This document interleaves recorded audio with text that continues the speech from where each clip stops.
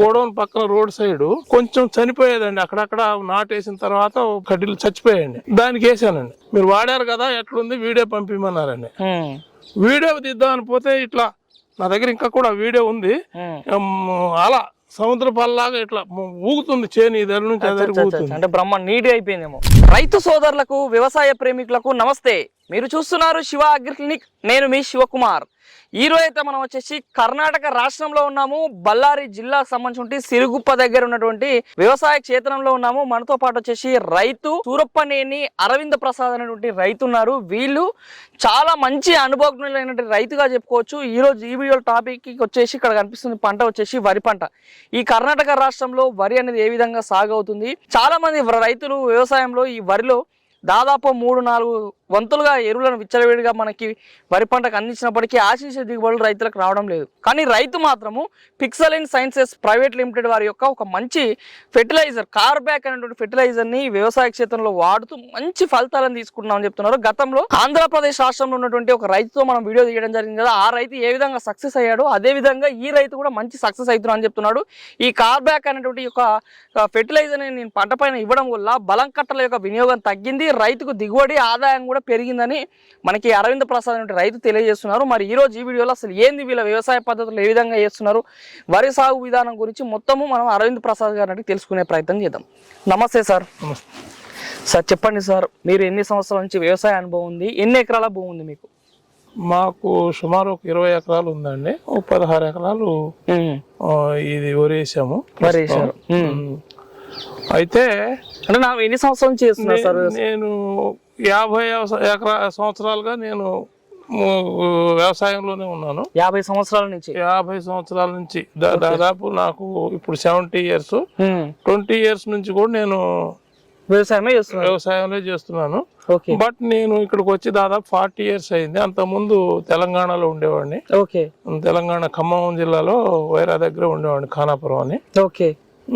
తర్వాత ఏదో అనుకూలం ఉంటది అని చెప్పేసి వచ్చాము. అనుకూలంగానే అయింది. ఇక్కడే సెట్ అయిపోయాం. ఓకే, అసలు ఏం సార్ మీరు 50 సంవత్సరాల నుంచి ఏమేమి పంటలు సాగు చేసిన అనుభవం ఉంది మీకు? చెరుకు చేసామండి.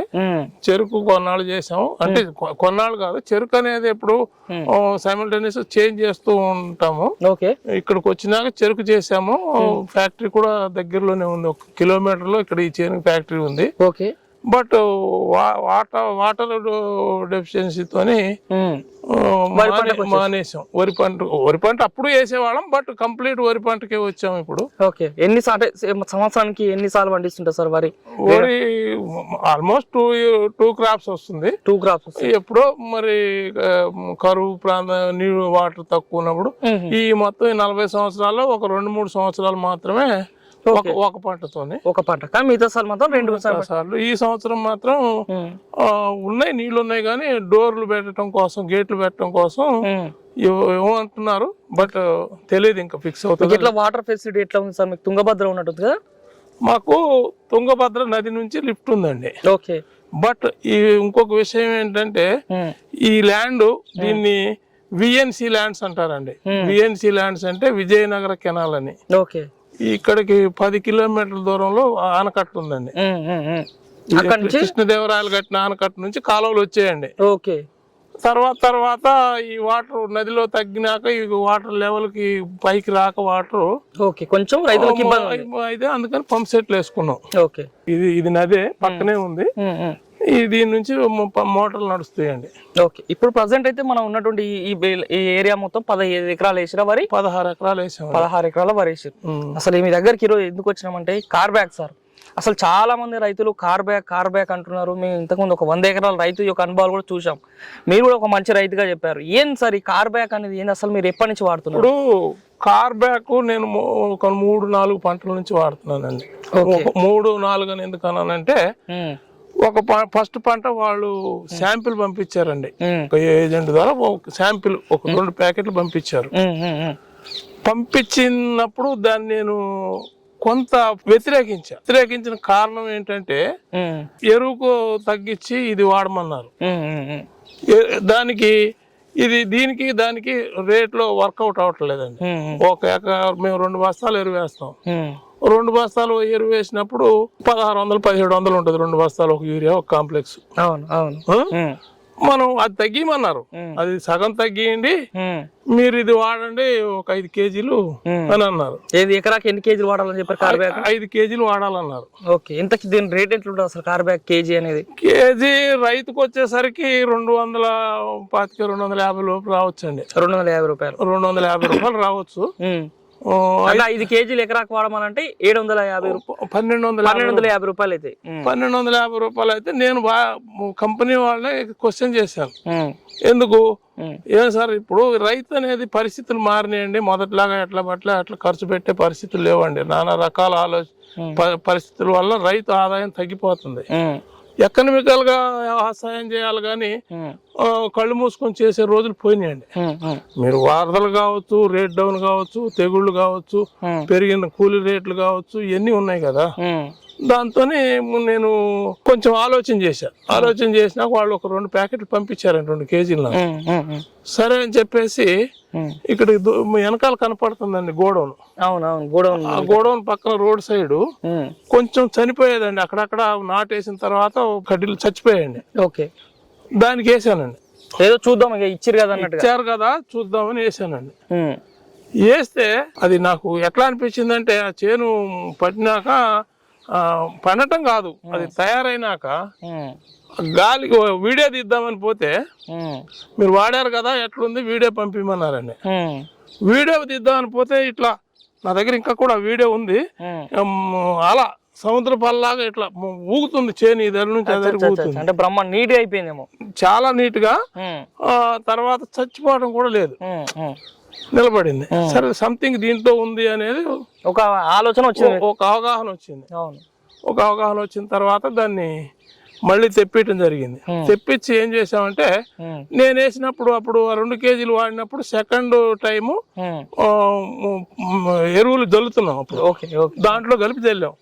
నేనేమనుకున్నానంటే మనకి ఇది దుబ్బు చేయటం కోసం ఉపయోగపడింది కదా, చేను కూడా నీట్ గా వచ్చింది. మనం అంత పెట్టి ఇప్పుడు ఇంకొక తేడా కూడా ఉందండి, మేము సగం ఎరువు తగ్గియాలంటే అవదండి. ఎందుకు అవదు అంటే లేబరు ఇప్పుడు సగం అంటే ఒక కట్టతోని చేను ఎకరం అంతా దిమ్మిరామంటే చల్లరండి, వాళ్ళకి గిట్టుబాటు కాదు, వాళ్ళు రారు అసలు. ఓకే, సరే భవిష్యత్తులో డ్రోన్లు వచ్చినాయి అంటున్నారు, డ్రోన్ల ద్వారా వస్తే ఏమో మేము చెప్పలేం కానీ అది మాత్రం కాన్సెప్ట్ వాళ్ళ కాదు, వాళ్ళు చేయరు. సో నేను అందుకని మనకు కావాల్సింది దుబ్బు చేసే టైం సెకండ్ టైం వేసినప్పుడు వేస్తే బావని పిండి తగ్గించకుండా అదే 2 కట్టలు పిండి వేసి 3 కేజీలు వాడానండి. కార్బ్యాక్ 3 కేజీలు వాడితే నాకు మంచి రిజల్టే వచ్చింది. మళ్ళీ సెకండ్ టైం మొత్తం చేనంతా వాడాను, నాట్ ఓన్లీ దేర్ మొత్తం వాడాను. వాడినప్పుడు మంచి రిజల్టే వచ్చింది. ఓకే, అది అయిపోయింది, ఆ పంట అయిపోయిందండి. మంచి రిజల్ట్ వచ్చింది, చేను బాగుంది, తెగుళ్ళు తక్కువ ఉన్నాయి. ఇప్పుడు మాన్యూర్స్ కూడా తగ్గించుకునే అవకాశం కూడా వచ్చింది, చేను బాగుందని. థర్డ్ కోట వేసినప్పుడు కొంచెం ఎరువు కూడా తగ్గించాం, అట్లా నడిచింది. పోయిన పంట నార్మడి వేసామండి. నార్మడికి యాక్చువల్గా ఎరువు తెచ్చేస్తామండి. ఇది కొంచెం లోపలికి ఉంది కదా టౌన్ నుంచి, రేపు తెద్దాం. కార్బ్యాక్ ఉంది కదా మన దగ్గర, అంతకుముందు తెచ్చింది మిగిలింది, 1 కేజీన్నర మిగిలింది. మిగిలితే ఇది యూరియా ఉంది, ఈ 2 కలిపేయరా అని చెప్పాను మా మనిషికి. వేసాడు. వేసినాక జనరల్ గా 2 సార్లు వేస్తాం నార్మడికి. కాంప్లెక్స్ యూరియా కలిపి 2 సార్లు వేస్తాం. అట్లాంటిది ఒకసారి వేసాము, అది అసలు కలర్ డిస్కలర్ రావాల, పీకటానికి వచ్చే వరకు డిస్కలర్ రావాల. ఓకే, అంటే మీరు ఫస్ట్ అది మా విత్తనాలు వెదజల్లి నారు తయారు చేసుకున్న దాంట్లో తల్లి ఒకసారి చూద్దామనే లేదు, అవాళ అట్లా పొజిషన్ కావాలని చేసింది కూడా కాదు, గొప్పగా చెప్పేది కూడా కాదు. అది ఎరువు తేలాగా ఇంటీరియర్ కదా, ఇక్కడ నుంచి తేలాక వాళ్ళు జల్లు తర్వాత చూద్దాంలే అన్న. ప్రస్తుతం ఈ జల్లు యూరియాను ఇది కలిపి జల్లు అన్నాను. కాంప్లెక్స్ కూడా వేయలేదు. ఈ పంట నారు, ఇదే నారుకి అసలు నారు పీకే వరకు డిస్కలర్ రావాల. మంచిగా అనిపించింది. అరే ఇన్ని రోజులు ఇది ఎనర్జీ ఆపుతుంది కదా, ఎనర్జీ సప్లై చేస్తుంది కదా మొక్కకి, అని నేను ఇంకొక ఆలోచన చేసి పైన మీరు కావాలంటే తర్వాత చూద్దరు కానీ అసలు దానికి 2 కోటాలు పిండేసాం.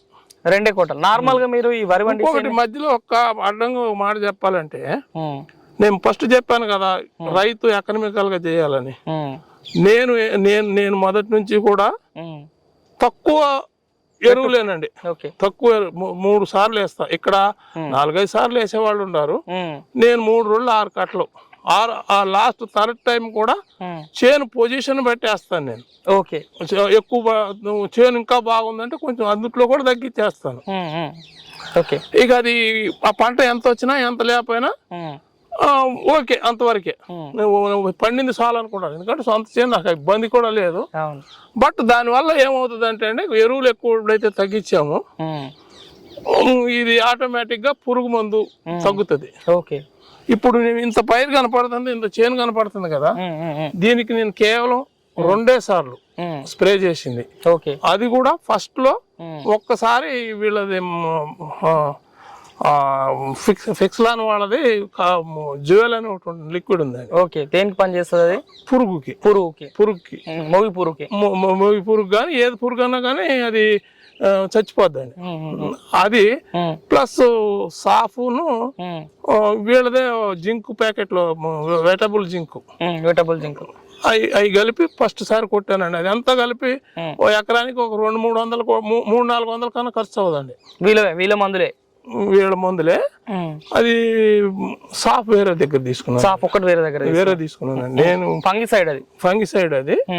జింక్ ఏమో జింక్ డెఫిషియన్సీ కోసం మరి జింక్ ప్యాకెట్లు వీళ్ళే ఎటబుల్ ఎకరానికి ఒక ప్యాకెట్ చొప్పున వస్తుంది, అది కలిపాను. ఇది పురుగు కోసం ఇది కలుపుతాను. ఓకే, ఈ 3 కలిపేది. అసలు ఏంది సార్ మీరు 3 డోసుల ఎరువు వేస్తున్నామా అని చెప్తారు చివరి వరకు? అంటే ఫస్ట్ డోస్ కు సెకండ్ డోసు థర్డ్ డోసు ఎన్ని రోజుల మధ్య లేదు సార్? ఏం వేస్తారు అసలు? ఫస్ట్ డోస్ నా వరకు నేను నాటేసిన తర్వాత వారం రోజులకి వేస్తానండి. నాటేసిన తర్వాత వారం రోజులు ఏం వేస్తారు మీరు? నేను DAP యూరియా వేస్తానండి. ఫస్ట్ డోసు అదొక బ్యాగు, యూరియా ఒక బ్యాగ్ వేస్తానండి. ఓకే, యూరియా ఎక్కువ అవుద్ది అనుకోవటానికి DAP కంటెంట్ ఉండటం మూలంగా యూరియా కూడా పట్టుద్దండి, ఎఫెక్ట్ ఏం అవదు. నైట్రోజన్ కాంప్లెక్స్ ఎక్కువ ఉంది కదా పక్కన. ఇంకోటి నేను వేరే ఏమి వాడినండి, 2 కోటాలు కూడా DAPని యూరియాని వేస్తాను. సెకండ్ కోట ఎప్పుడు వేస్తారు మళ్ళీ? ఆఫ్టర్ అది ఫస్ట్ కోట వేసినాక 12 నుంచి 15 రోజుల మధ్యలో. అప్పుడు ఏం వేస్తారు మళ్ళీ? అప్పుడు కూడా DAP యూరియానే.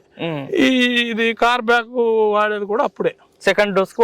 నా నమ్మకం, నేనే సైంటిస్ట్ కాదు కానీ నా నమ్మకం ఏంటంటే, యాక్చువల్ గా వీళ్ళు అంటారు మొదటి నుంచి చెప్పేవాళ్ళు దమ్ములో DAP వేయండి అని. నా నమ్మకం ఏంటంటే మొక్క ఏరు బట్టి అది బతకడానికి తీసుకోవటానికి టైం ఉంటది అనేది బాగుంటది నా సొంత ఆలోచన. నేనే సైంటిస్ట్ కాదు. 3వ డోస్ ఎప్పుడు వేస్తారు సార్ మీరు మళ్ళీ? 3వ డోసు ఆ తర్వాత 15 నుంచి 20 రోజులకి వేస్తామండి. మళ్ళీ 15 నుంచి 20 రోజులకి. అంటే ప్రతి 15-20 రోజులకి మా లెక్క ఏంటంటే అండి, నాటేసినాక 1 నెల 10 రోజుల్లో 40 డేస్ లోపు ఎరువులు వేయటం అయిపోవాలి. ఓకే, అంటే మీరు 3వ డోసు కూడా DAP యూరియానేనా?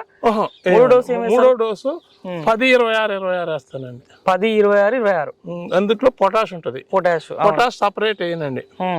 దాంట్లోనే 10-26లో 26% పొటాష్ ఉంటది. ఓకే, ఆ పొటాష్ వేస్తాను నేను. ఎక్కడ దొరికినా దొరకకపోయినా ఎంత ఖర్చు అయినా ఎక్కువ రేటు వచ్చినా ఇదే ఎరువులు నేను వాడేది.